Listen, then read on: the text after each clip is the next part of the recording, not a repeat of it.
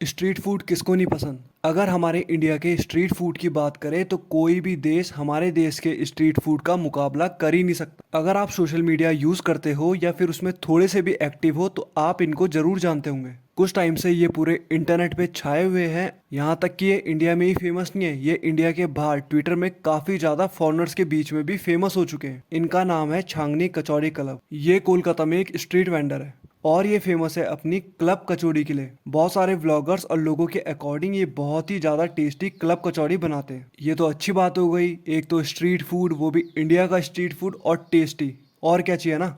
तो चलो अब एक बार देख लेते हैं कि ये आजकल इतने फेमस क्यों हो रखे हैं। दरअसल ये अपने टेस्ट के लिए फेमस नहीं है, ये फेमस है किसी और चीज़ के लिए। एक बार आप इस दुकान की हालत देखो। ये अंकल जी जिस चीज़ के ऊपर बैठे हैं उसके नीचे लिटरली एक गटर बहता है। जी हाँ, गटर जहाँ ह्यूमन वेस्ट फ्लो करता है उसके ऊपर एक स्लैब डाली हुई है और वहाँ पे इनकी दुकान है। और वहाँ काफी दिनों का पड़ा हुआ खाना जो वहीं पड़ पड़ के सड़ गया है। एक बार आप स्मेल इमेजिन करो कि वहाँ कैसी आती होगी।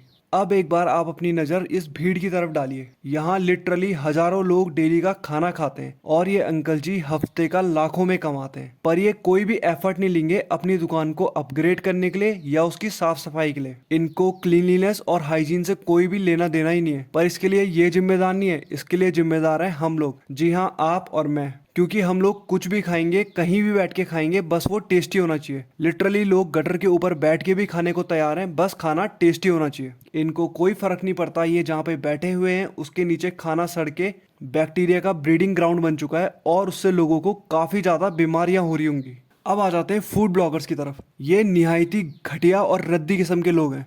ये कुछ हजार रुपए के लिए कुछ भी चीज प्रमोट करेंगे और कुछ भी लोगों को खिला देंगे। इन्हें कुछ मतलब नहीं इनकी कंट्री के लोग बीमार पड़े और वो मर जाएं, इन्हें कुछ फर्क नहीं पड़ता। बस इनको कुछ हजार रुपए चाहिए। ये व्यूज के लिए लोगों की गाली भी खा सकते हैं और कुछ भी गटर का खाना खा सकते हैं। और अगर आपको लग रहा है कि ये एक एक्सेप्शन केस है तो ऐसा बिल्कुल भी नहीं है। यहाँ पे कोलकाता कोई एक्सेप्शन नहीं है। टायर 1 सिटीज के अंदर ऐसे लोग आपको हर गली हर मोहल्ले के अंदर मिल जाएंगे। आपको नहीं लगता अगर हम लोग कंप्लेन करें और इनके खाने को बॉयकॉट करें तो ये अपनी दुकान को अपग्रेड करेंगे और हाइजीन का ध्यान रखेंगे। ये खाना थोड़े टाइम के लिए आपको टेस्टी जरूर लगता है, पर अगर आप इसके लॉन्ग टर्म इम्पैक्ट देखोगे तो ये आपको सीधे हॉस्पिटलाइज करेगा। 40-50 की एज के बाद आपको हेल्थ प्रॉब्लम होगी इसी खाने की वजह से। जो फेजर, ये एक यूके बेस्ड फिटनेस इन्फ्लुएंसर है। ये काफी अच्छी अच्छी क्वालिटीज की वीडियो बनाते हैं और अलग अलग देश भी घूमते हैं, वहाँ के खाने को देखते हैं, वहाँ के लोगों को जज करते हैं। आपको पता है ये कुछ टाइम पहले इंडिया भी आए थे। इन्होंने भी यही बोला कि इंडिया का खाना है तो काफी टेस्टी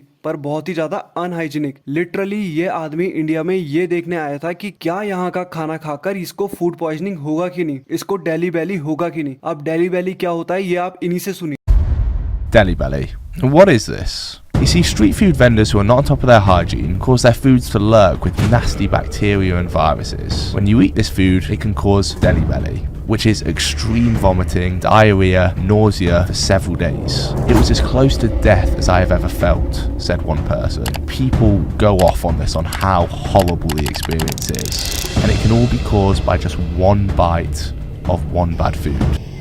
अब बहुत सारे फॉरेनर्स ने इनकी वीडियोस देखी होगी और इंडिया के बारे में यही अंदाजा लगाया होगा कि यहाँ एक गंदा, हम लोग कुछ भी गटर खाते हैं। और ये सिर्फ हमारी हेल्थ को इम्पैक्ट नहीं कर रहा है, ये हमारी इकोनॉमी को भी इम्पैक्ट कर रहा है। अगर आप सोच के देखोगे इंडिया के जितना डाइवर्स कंट्री दुनिया में कोई भी नहीं है। फूड या स्ट्रीट फूड ये खुद में एक बहुत बड़ी इकोनॉमी है। जितना वेजिटेरियन स्ट्रीट फूड इंडिया में मिलता है इतना किसी भी देश में नहीं मिलता। टेस्ट की हमारे पास कोई भी कमी नहीं है। इंडिया का स्ट्रीट फूड टेस्ट में दुनिया के किसी भी स्ट्रीट फूड को बीट कर सकता है। कमी है तो सिर्फ एजुकेशन की और हाइजीन की। अगर हम हाइजीन पे थोड़ा ध्यान दे ले, ये $1 बिलियन की इंडस्ट्री है जिसको हम लोग टैप कर सकते हैं। स्ट्रीट वेंडर्स की इनकम तो बढ़ेगी ही बढ़ेगी। हमारे देश में टूरिज्म भी काफी अच्छा होगा। मेरी तरह आप लोग भी आवाज उठाइए और अपने देश के लिए सोल्जर बनिए। Start boycotting these people. ये लोग हमारी अच्छी कंट्री को बहुत ही बुरा बनाकर दुनिया में दिखा रहे हैं, जिसकी वजह से हमें काफी ज्यादा नुकसान हो रहा है। That's all for today. Thank you so much guys. Like and subscribe.